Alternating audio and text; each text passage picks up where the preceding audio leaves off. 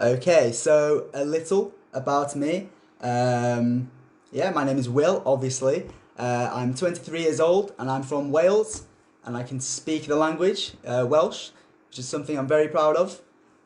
Furthermore, I went to Vietnam after graduating from university.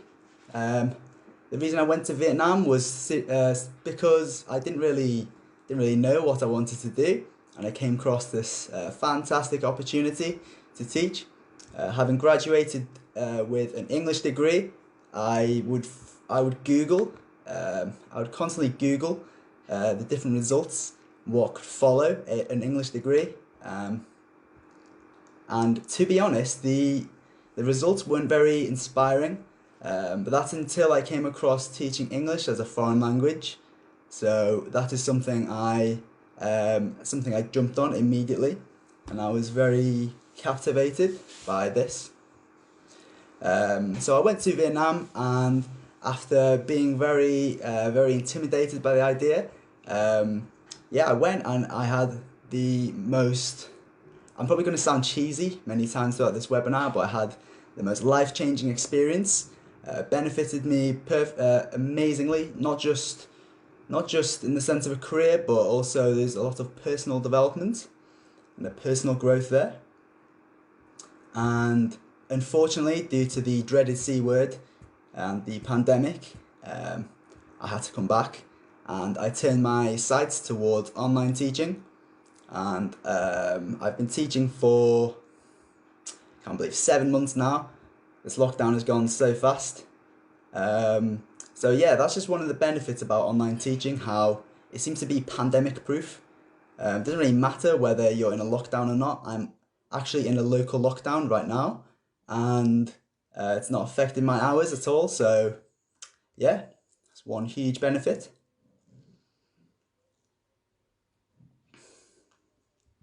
So Vietnam online, please ask me any questions regarding maybe how to apply, how it went, maybe the steps on um, whether you get visa assistance, whether you need a degree, whether you need to be a native teacher. Um, I am, of course, not an expert, but I will do my best. I will try my best to answer every single question. Um, but yeah, I want to just really share my experience. I know every experience is different, every experience is unique. Um, Hannah, Hannah Eskelton, were you able to pick up the language through total immersion, or did you know some already? So I knew a little, like very little Vietnamese as I went, maybe just like hello or goodbye. That was the bare minimum. But through language immersion, I didn't really take that many formal lessons.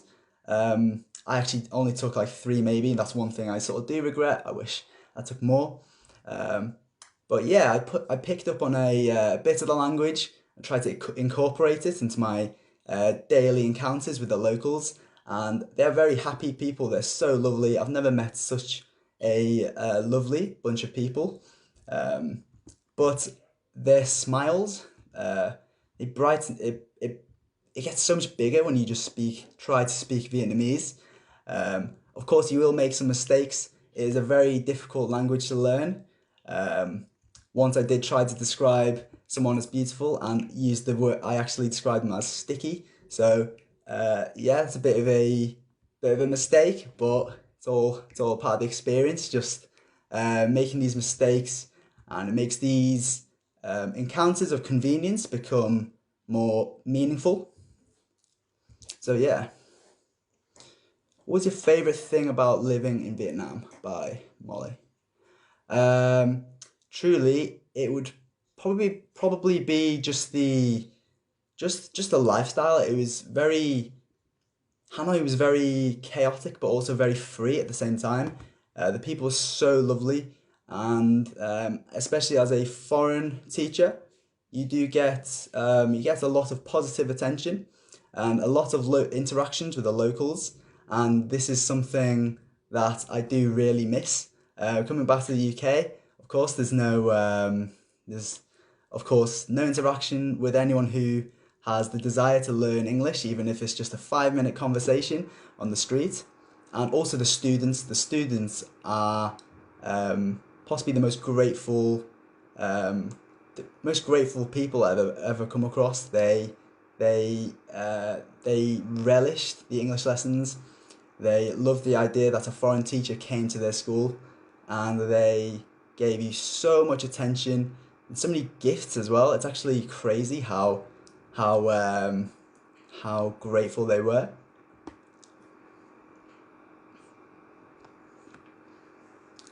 What was something you did not expect about living in Vietnam? Honestly, I did not expect Vietnam to have such. I didn't expect it to grow on me so much. It's almost, not to sound cheesy again, it's almost got like a second place, a place in my heart as like a second home. Um, I do hope to go back one day, as my experience there was cut short due to the pandemic. I'll try and not mention the pandemic too much. I'm sure we're sick of that.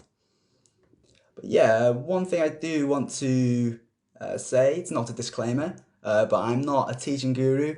In fact, I'm a bit of an idiot, a bit of a goofball, but I can relay my experience, and that's what I want to highlight is anyone can become a TEFL teacher if you just really have the right enthusiasm and the right attitude towards um, gaining the qualification and going to these schools, and the willingness to go abroad and immerse yourself in a completely foreign culture. I make it sound like it's a sacrifice, but it's actually the best thing I think anyone could do. Okay, let's see.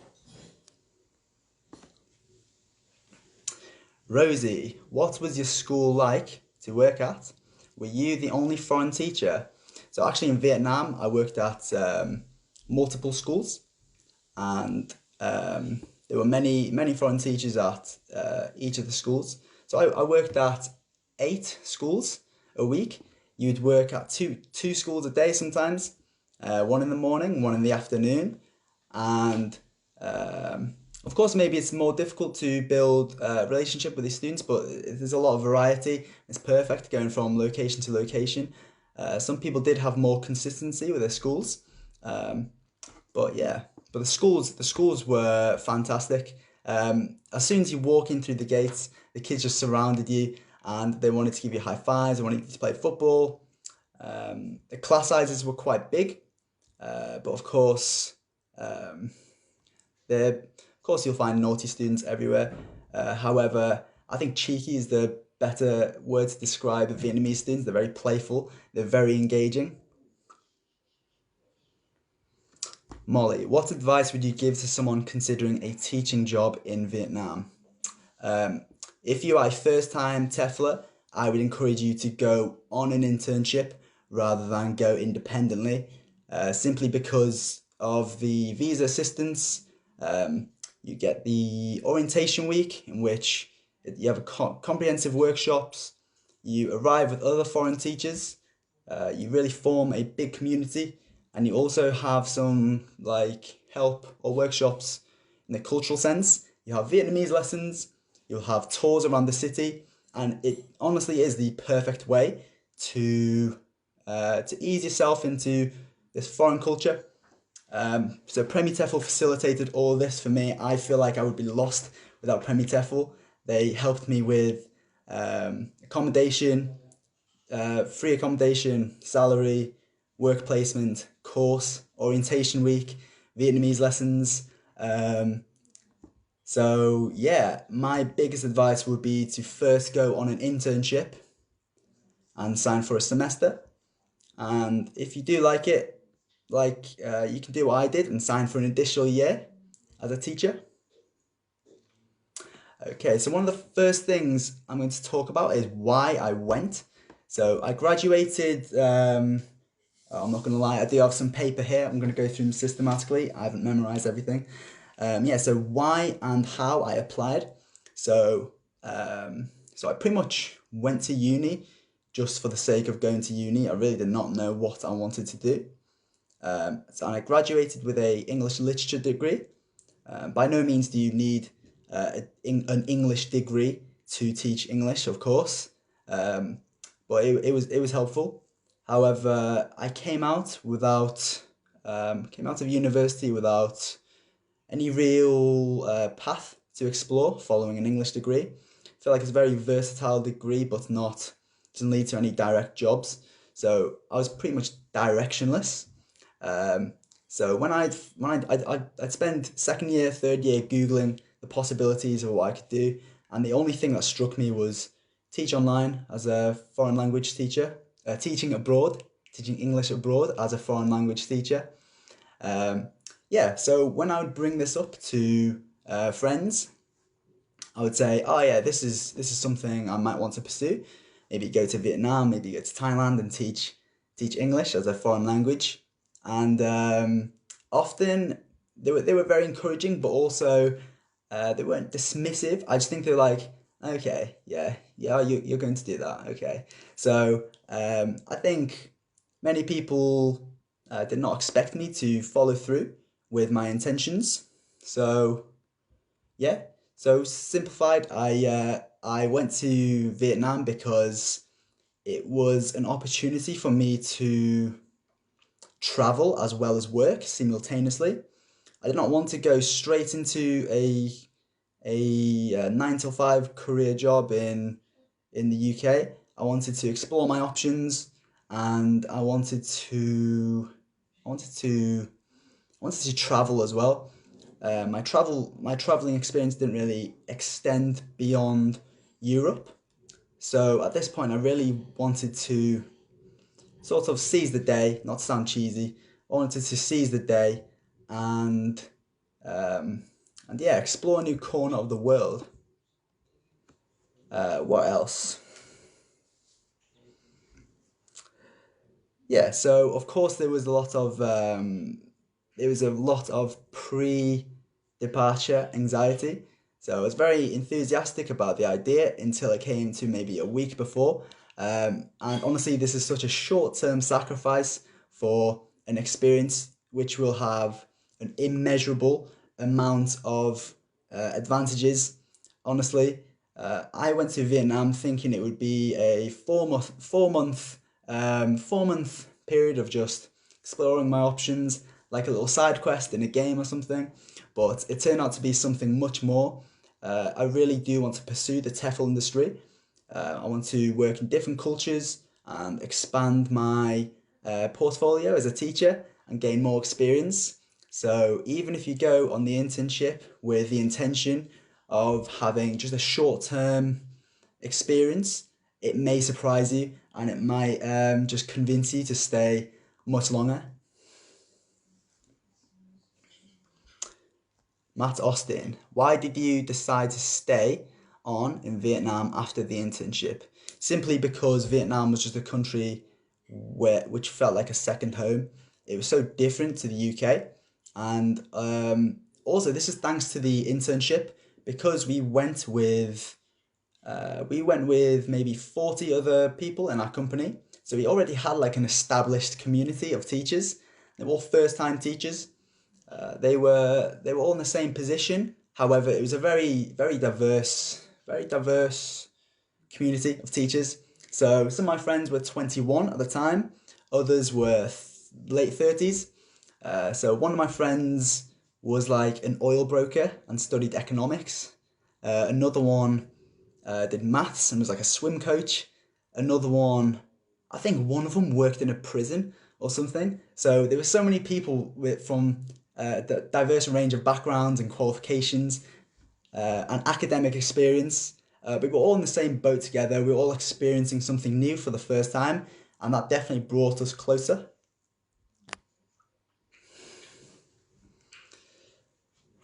Georgia, what's one standout memory you have from your time in Hanoi? One standout memory is pretty difficult. The time I spent there is just riddled with different memories. Um, of course, of course, in the pandemic and lockdown, everything's blurring into one. But in Hanoi, there were just so many different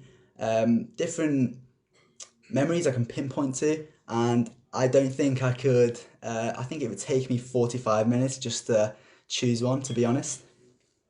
So the one thing I'm going to move on to is the benefits of the internship, which I've already touched upon.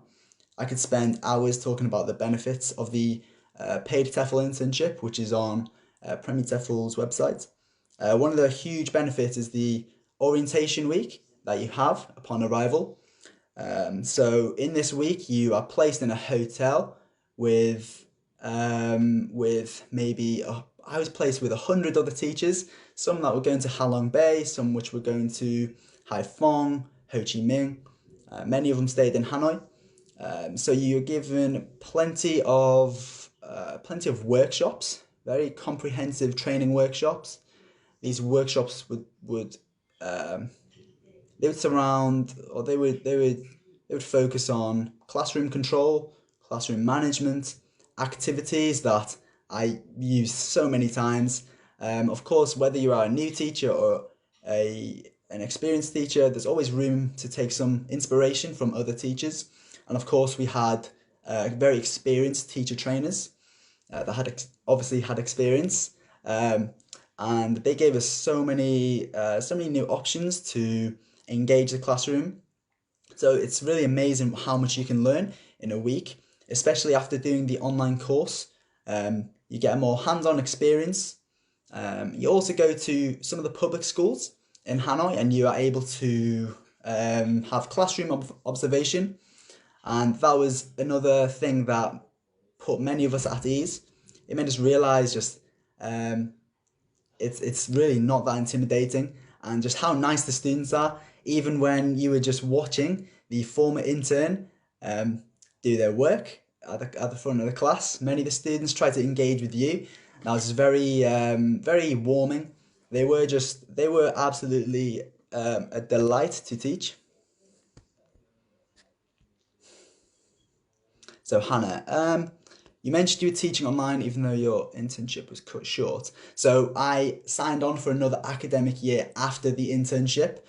Currently I'm teaching students on Dada ABC. These are not the Vietnamese students that I taught on the internship. So I will move on to that in a bit. But yeah, with the orientation week, you also get city tours, you get Vietnamese language lessons, and although I want to talk about how professional it was and how well structured it was also reminiscent of Freshers Week. You are there with new people, you get to experience the city, this new city in this exotic country. And yeah, you really just spend time easing into the place. Whether this is by drinking beer, which is like five k, which is like maybe 20 pence in British pound, or whether you were singing karaoke. They absolutely love karaoke over there. And also, Vietnam are obsessed with football. This is one thing that really surprised me. They are so passionate, even if it is a friendly game for Vietnam. They are so invested, and I've never seen such a passionate set of fans. Of course, in the UK, we have very passionate fans for football as well. Sometimes this passion can be directed not in a nice way. Maybe we have hooligans or whatever. However, in Vietnam, it was actually amazing how the city was just brought together, and there's just the bars are packed, the streets are loaded with people watching games on the streets. So yeah, of course, as well on the orientation week, you'll meet different people with different goals. Some of my friends are still in Vietnam right now, so I intended to go there just for one semester. Of course, that spiraled into another academic year. Many of my friends stayed on from the internship. I think out of maybe 40 people on our internship, maybe 30 or more people stayed on. And I think that's just a testament of how like it's like a success rate almost. Like it's a testament to how enjoyable of an experience it is, and um, just how amazing it is, really. Okay.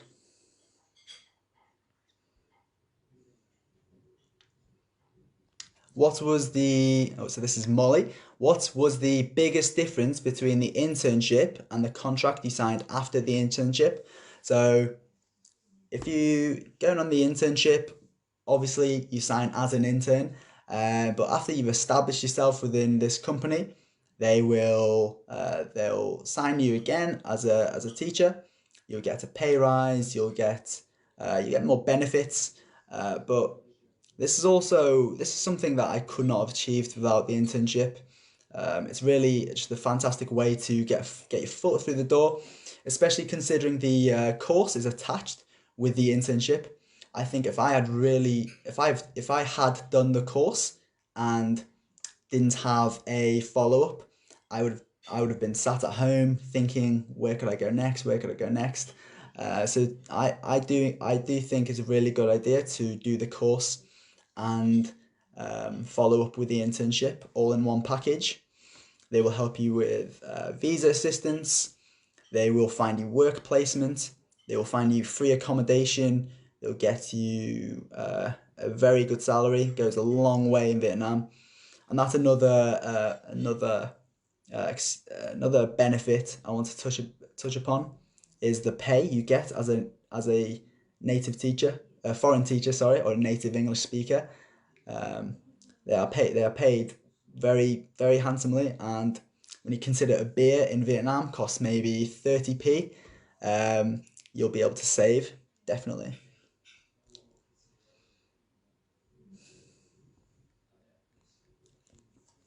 Hannah, how long did it take you to discover your teaching style and get comfortable teaching?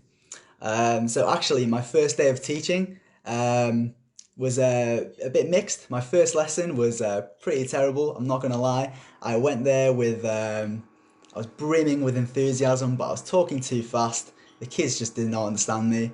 But this was because I was just overwhelmed by the idea of the first lesson. I went there and I made a few mistakes, but I the next day they were amended. Not even the next day, the next lesson they were amended, and it's just not to sound cheesy again. It's just that idea to become comfortable, you must experience the uncomfortable. So literally, just with the more lessons you teach, the more you learn, the more you get to know the students. It is really just a process of being patient, and if you are patient enough, you'll discover just how culturally adept you are and how much of an effective teacher you are. I don't want you to feel discouraged based on your first lesson. Remember, you are new to this. If you come on, well, likely if you come via the internship. Rosie, could you live off your internship pay, or did you need extra savings? Yeah, definitely, especially in Vietnam, where everything was so cheap and where the accommodation was provided. Many of my friends went on to travel and go to Malaysia, Thailand, Cambodia, Laos. Um, so yeah, of course, yeah, you can save a lot of money, and especially if you decide to um, if it's a long term goal for you, you can definitely save a lot of money teaching in Vietnam. Definitely. Okay, so I might move on to maybe lifestyle and teaching in Vietnam. So I mentioned earlier, I think, that the classes are very big. There's sometimes 50 students, between 40 and 60 students. But don't be intimidated, they are lovely and they are so obedient to the reward system that they use out there. So they have a star system, and they live for these stars, truly. The class is usually divided into four teams, and this is in public schools in Hanoi. I think it's the same throughout the country, really. And they get so competitive. They always want to beat each other's teams, especially if their friend is in the other team. So just use the star system correctly, and yeah, you'll have no problems whatsoever. You're also given a teaching assistant, and they're very effective. So, of course, they speak both Vietnamese and English. So, um, Many of them are there for the classroom management and control aspect. So that if they are form teachers, they will know the students, they will know the naughty ones, the good ones. They will know exactly how to control the class and assist you. Um, yeah, one thing I want to talk about is just how friendly people in Vietnam are. I've never felt so safe somewhere as I have in Hanoi. And I live in a small town in Wales where it's very safe. I've lived in Liverpool as well, and I've never felt safer than Hanoi. The people are so friendly. People go out of your way, out of their way to help you. Many of the teachers at my schools would keep feeding me. I went to school once very tired, and I skipped breakfast. And one just started feeding me all this food, and it was just they're just so nice. The students as well. It's just consistent throughout everywhere in the shops, on the street, in bars, uh, on and here, of course, in schools. The students are just so nice. As soon as you go through those gates, you will feel like a superstar. They will surround you. They'll chant your name. One of my students actually, I came into class one day, and he had one football jersey, which he would always wear for school. And he came up to me once, and he turned around and showed that he had put my name, William, across the back, and that was just something that was really warming. That was really nice, and he became my favorite student. I know you're not meant to choose favorites, but yeah, it's pretty hard not to after that. Another one of my friends mentioned to his student that he had a PlayStation. So this student went out and bought a PlayStation controller for him, and another one gave him the novel The Godfather. This is all because they just admired the teacher so much, and they really looked up to him. They really liked him. Another friend as well mentioned how she likes turtles, and you probably won't believe me, but one of her students actually came into the class and gave her a live turtle. So it's expected in Vietnam to accept gifts. Doesn't matter what they are.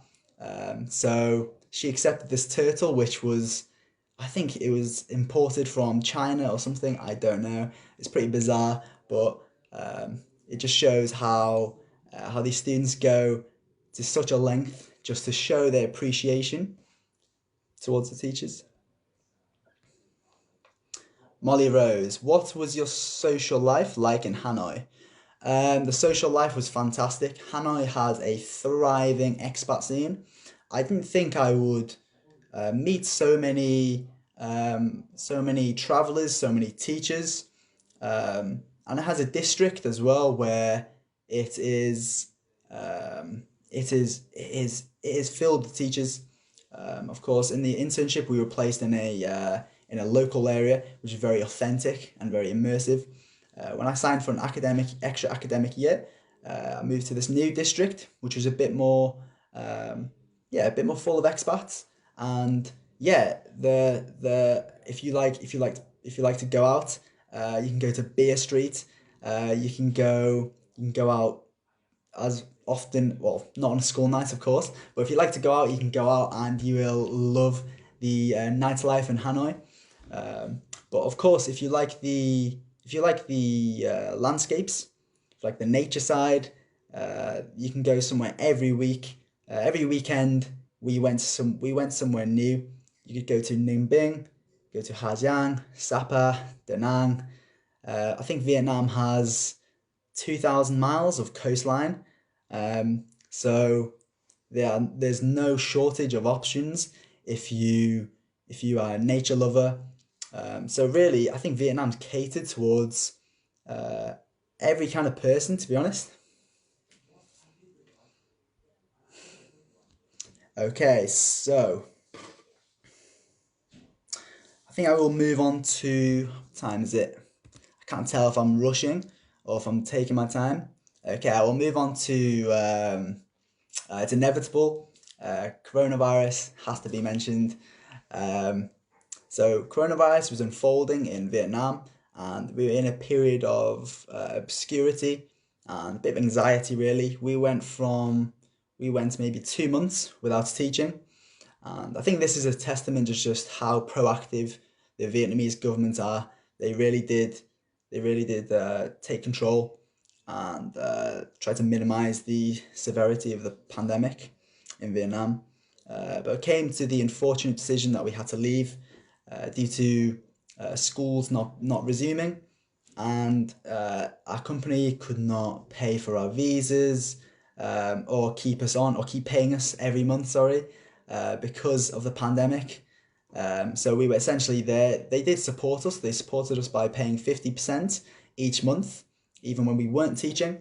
But it came to the point where it was not sustainable, which is completely understandable. Yeah. So this is when I turned my gaze towards online teaching. So this is where I could transfer my skills onto the online platform where learning was safe and accessible, and you won't have to come into contact with anyone, of course. So I applied for quite a few online teaching companies, and this is something I do recommend as a first-time teacher online. You should apply for as many as possible, just to broaden your options, and also maybe work for two companies when you do start, because the lessons do start, they start quite slow. But eventually, when you establish yourself as an online teacher, you do gain a very packed schedule. But of course, that depends on your schedule. You are essentially your own boss. You can choose how flexible you want to be, whether you want to do it full time or part time. But yeah, yeah. So I actually accepted jobs while I was in Vietnam as an online teacher, and then I had to go home, and I began teaching when I was home. So this reinforces how flexible you can be as an online teacher. It doesn't really matter where you are, for the most part, as long as you have a solid internet connection. I think for the most part you need an Mbps, so megabits per second of 20. I think that's the minimum. You can search, test my speed, and just check your connection. It takes 2 seconds.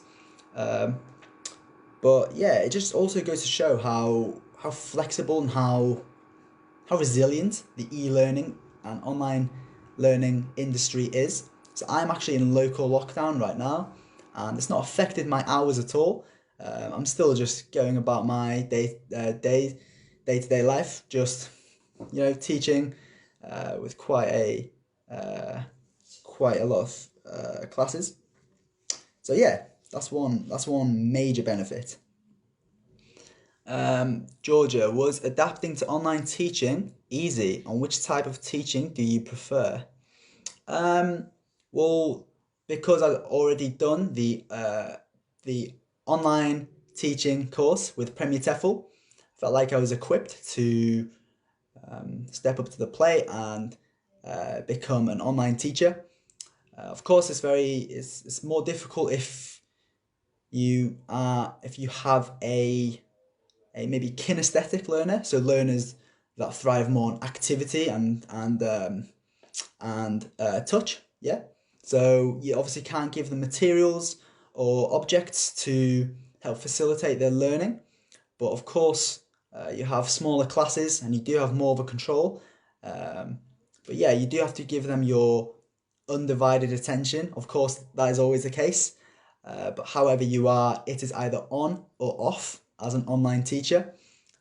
In Vietnam, I would sometimes have my students do bookwork, and I could mark their books. I could maybe just take it down a notch.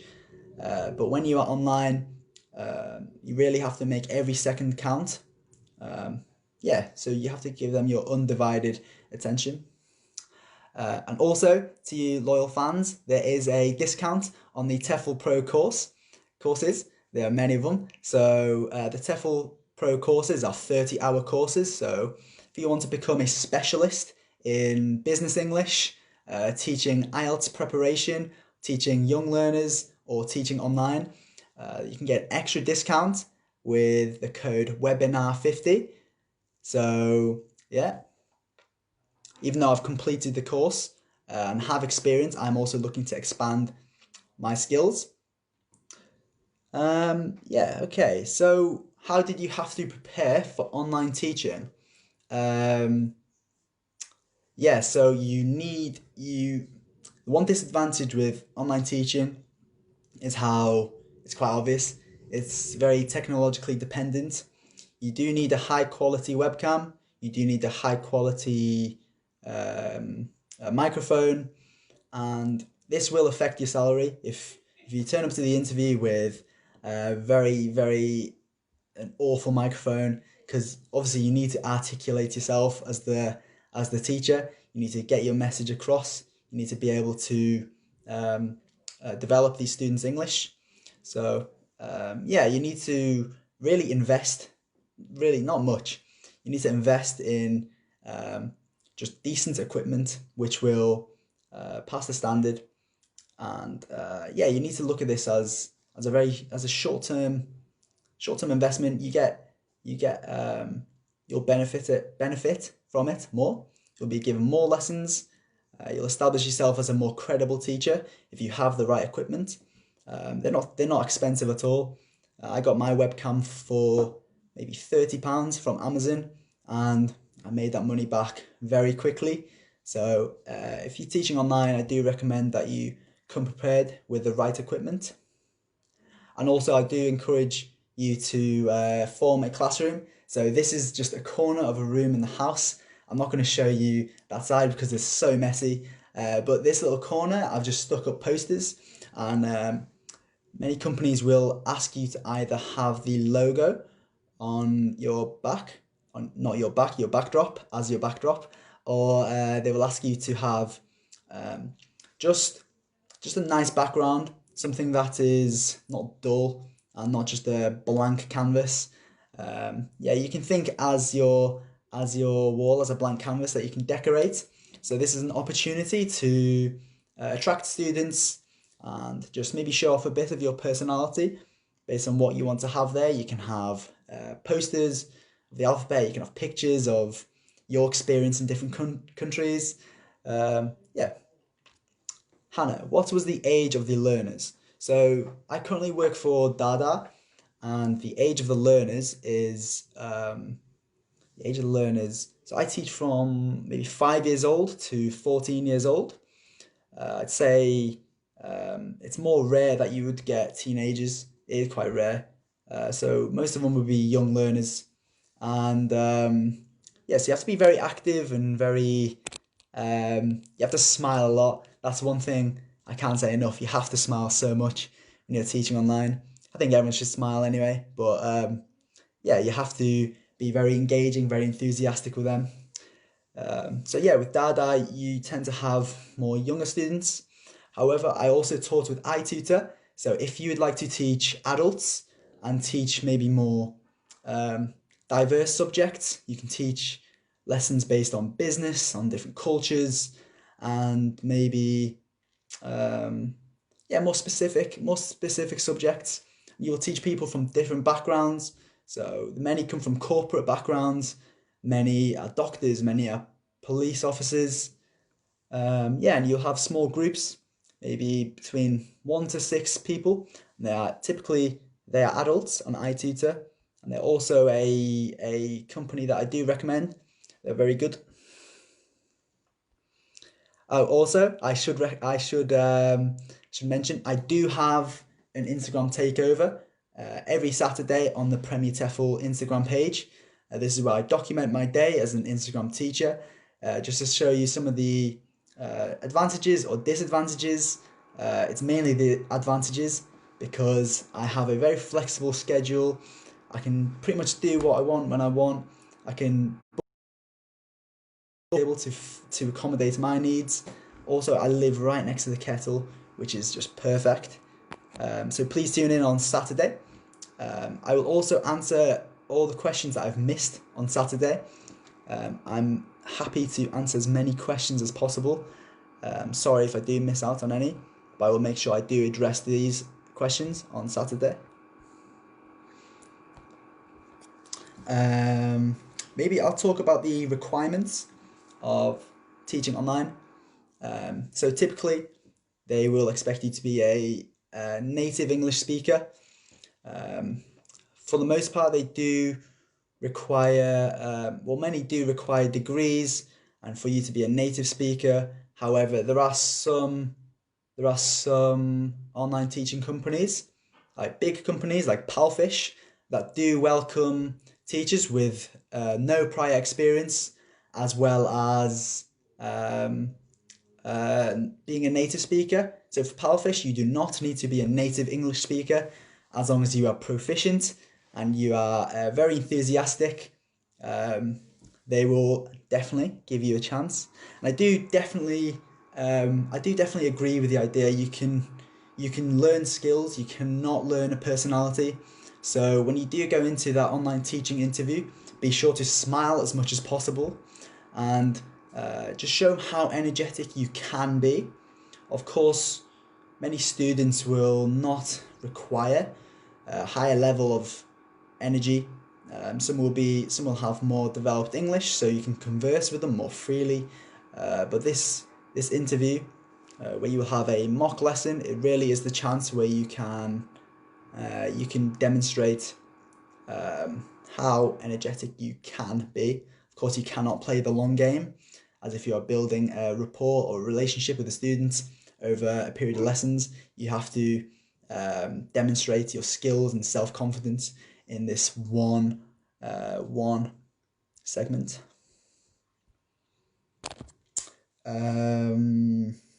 What else? Yeah, so you need do you need a degree?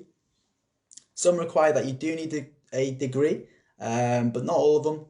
So you really need to research many of these different companies. They will vary in requirements.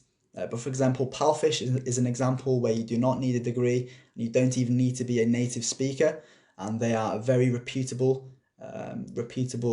online teaching company.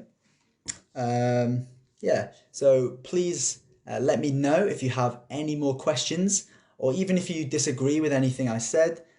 Maybe we've had different experience. I know no two experiences are the same. Each experience is unique. But yeah.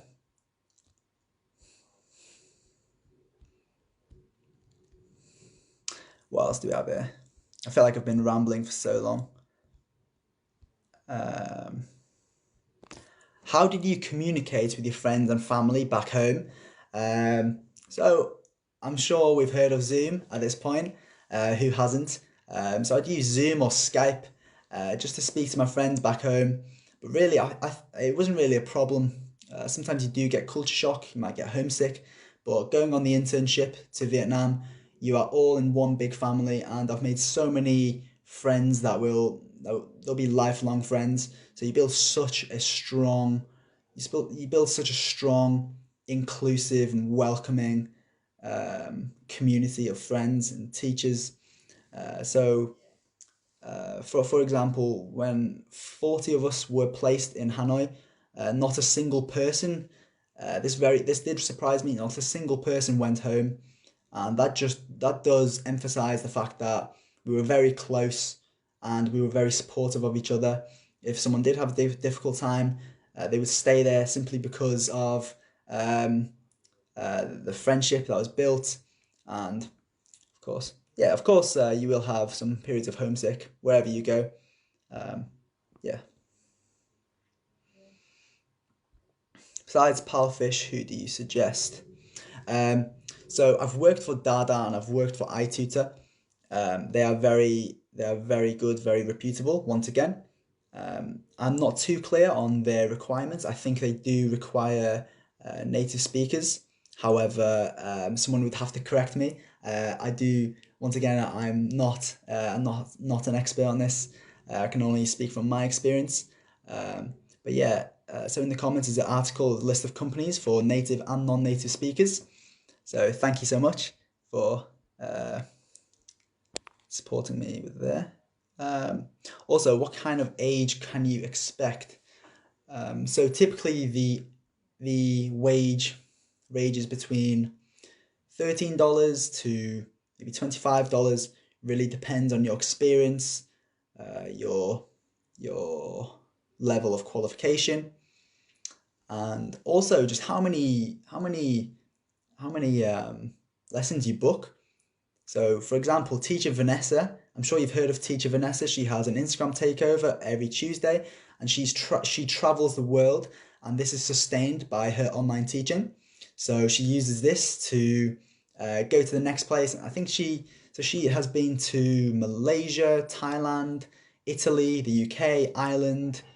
Where else? She's currently in Albania, and she's done this just as an online teacher.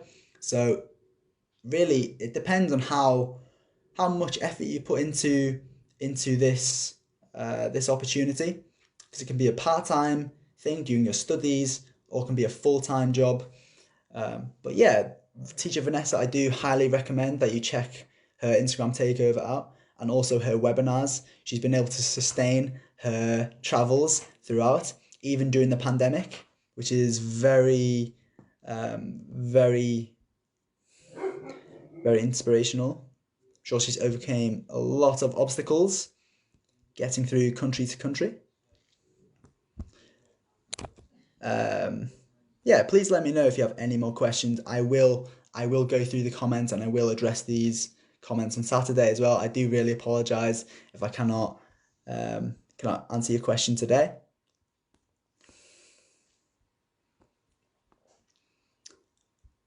And of course, the page is posting many useful articles. That's another good thing about the Premier TEFL website. So you'll have blogs, so you'll have insights from other teachers. But also, you'll have very objective articles which will help you through the process, give you information whether it's about what it takes to be qualified as a teacher, whether it's regarding salary, or maybe even a quiz, letting you know whether teaching is for you. So we've done 50 minutes actually, so I'm sorry for keeping you here. So I will bring this to a close now. One more thing, I sound like a parrot, but yeah, the webinar 50 is the code for the vouchers for the TEFL Pro course. And yeah, the one thing I can say about going abroad and teaching is to, it sounds very cheesy, but to just go for it. You need to, I think one reason to go outweighs 100 not to. There'll always be a million excuses why you can't go. Maybe you're stuck at your job, but this is literally, it can be as short as 4 months of your time, and this can be life changing. This can expose you to new, whether it's working as a teacher in this country, or maybe you are just exposed to this new culture that you'd like to work doing something else. Maybe you'll become a globetrotter, and you'll go absolutely everywhere. So I would definitely recommend TEFL for everyone, especially the internship. I do think this is the perfect way to ease into the adventure, into the journey, and to put your foot through in the door. You get 5 months experience, and you really, it's such a small sacrifice. The pre-departure anxiety, the hesitation, really is such a small term sacrifice for such a long term gain of personal development, personal growth. I realize I can become very independent, and I've got cross cultural communication skills. For example, if I had not gone to Vietnam, I could not speak to people on live video. I would be stuttering. Even if I have stuttered a few times this webinar, I would be stuttering consistently, and it just shows that I can control a class. And I'm sure when you do start your adventure, you'll gain so much self-confidence, and just impress yourself with how culturally adept you really are, and it'll really elevate your expectations of yourself. It will encourage you to pursue more demanding things because you know you can go through this. Yeah, so I think I will close it there. I've rambled for too long. I am sorry if I've digressed at all, if I've not been able to address your question. I will address this on Saturday's takeover. So thank you so much for coming, everyone, and thank you so much for interacting with the webinar. Yeah, that's all I have to say. Thank you so much, and I'm very excited for your TEFL journey. Thank you so much. Okay, goodbye, everyone.